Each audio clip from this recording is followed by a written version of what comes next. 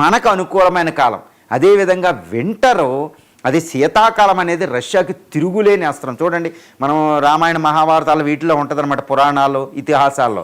రాత్రులు రాక్షసులతో యుద్ధం చేయకూడదని ఒకటి ఉంటుంది. రాత్రులకు రాక్షసులు చాలా 100% శక్తి వచ్చేద్ది అంటారు. ఈవెన్ విశ్వామిత్రుడు చెప్తాడు, రాముడు తాటకితో యుద్ధం చేసేటప్పుడు మహాభారత యుద్ధకాలంలో ఈ ఘటోత్కచుడి వీళ్ళ టైంలో కూడా మనకు వస్తూ ఉంటాయి.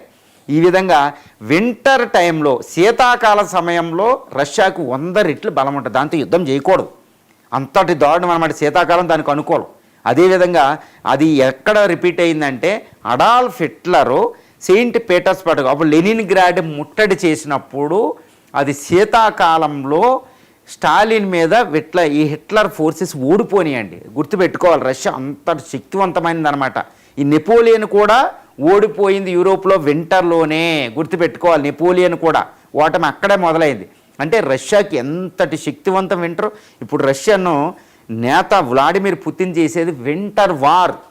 వింటర్ వార్ అంటే ఇప్పుడు ఉక్రెయిన్ మీద అటాక్ చేస్తున్నారు. ఒరిష్నిక్ అని, ఈ 5th జనరేషన్ ఫైటర్ అని, కింజాలు, ఇలాంటి 5th హైపర్సోనిక్ మిసైల్స్తో సైన్యం కూడా విపరీతంగా పోరాడుతుంది. మొత్తం ఆయన వ్యూహం ఎలా ఉందంటే, వింటర్ అయ్యే లోపల ఉక్రెయిన్ స్వాధీనం అన్నట్టు ఉందన్నమాట.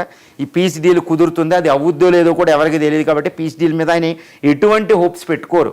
ఎందుకంటే జెల్నిస్కీ ప్రతిపాదించిన 20 సూత్రాల పీస్ డీల్ మీద ఆయనకు హోప్ లేదు. అదేవిధంగా ట్రంప్ ప్రతిపాదించిన 29 పీస్ డీల్ మీద కూడా ఆయనకు హోప్ లేదు. ఆయన హోప్ అంతా యుద్ధం సాధించడం, ఉక్రెయిన్ స్వాధీనం చేసుకోవడం. ఈ ఉక్రెయిన్